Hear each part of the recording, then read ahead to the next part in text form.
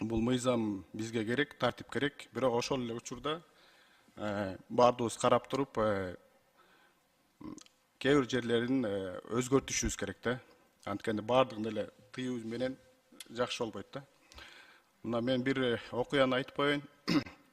Биз болсо мындан бир нече жыл мурун Мекенчил партиясын түзүп, ошол программасын жазып атканда Садыр Нуркожоевичке сунуш бердик элеки. Ал киши Польшада турган, интернет аркылуу сүйлөшкөнбүз. Биз айттык элек, мектептерге иман сабактарын киргизели депчи. Анан кийин Садыр Нуркожоевич сөзүбүздүн баарын угуп туруп айткан, ооба, киргизсек болот.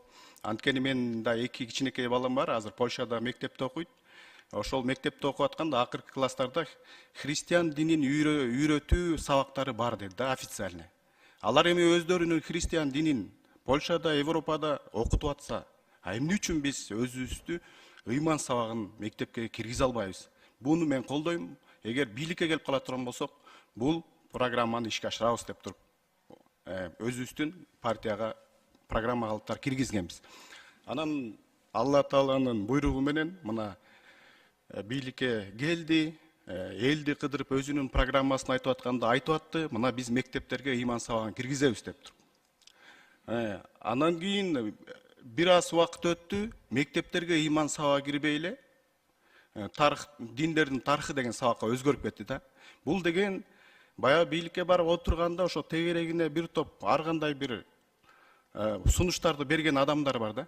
Ошолор ар кандай туура эмес сунуштарын берип атып, кичине бурмалап койду да. Ошонун себебинен ыйман сабагы эмес, бүгүнкү күндө диндердин тарыхы деген сабак болуп калды.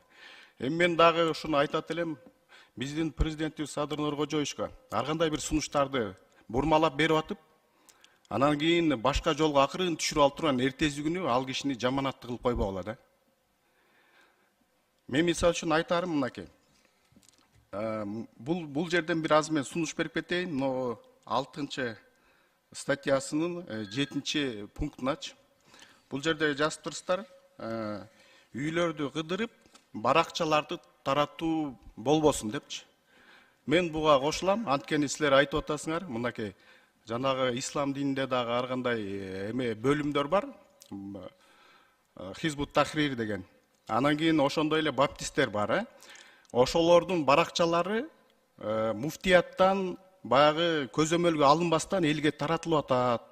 Элдерге бурмаланган маалымат кетип атат. Ошонун себебинен мындай бир коомдун ичинде ар кандай бир келишпестиктер болуп калып атат. Ошондуктан буну жабышыбыз керек деген бир оюңар, мненияда бар да. Бирок мен ошого сунуш берет элем. Мындай эле ошону оңдоп койсок жакшы болот эле да. Бүт кыргыз элин эле мындай будараш тете бербейчи. Анткени мынакей сиздер азыр эле айтып кетти, бул муфтият өзүнүн мойнуна алып атат, өзүнүн молдокелери менен эми ошо динди биз таркатабыз депчи.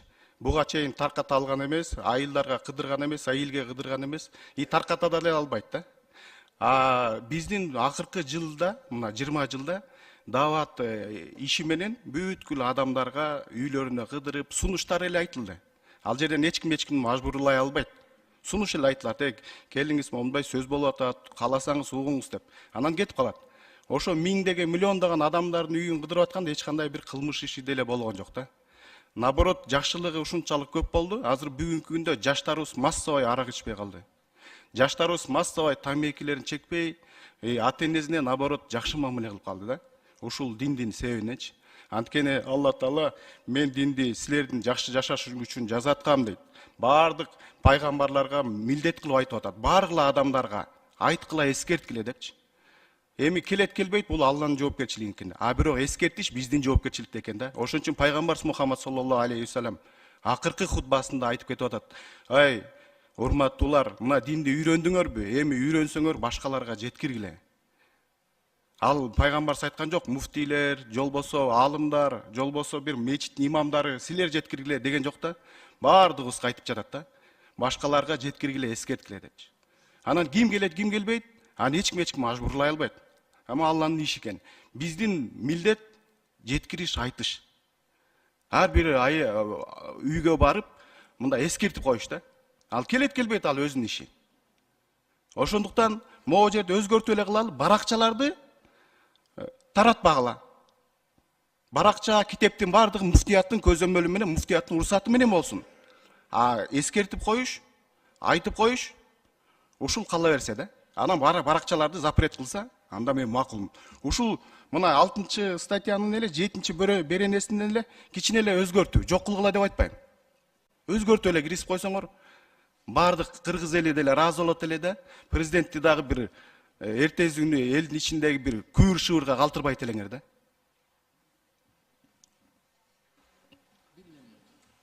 Рахмат. Кийинки сөз Ушуну эске алып коюңуздар. Мына Азамат мырза өткөндө мен бардым эле, чакырабыз кийинки дедиңиз эле, андан кийин деле ошону. Мен мисалы үчүн мен макулмун. Тартип керек. Бирок тартип учурунда бардык башка нерсени да камтып кетиш керек да. Ушуну эле бир аз өзгөртүп койсок, баары ордуна келген турат. сиз сунушуңузду бере бериңиз. Ушул сунушту мына Макулуу бардык сунушту депутаттарга кат түрүндө. сунуштайт элем. Ушуну эле өзгөртө турган болсок, башка жерде талаш жок болуп калды да. Бардык кыргыз эли колдоп кетет эле ушуну.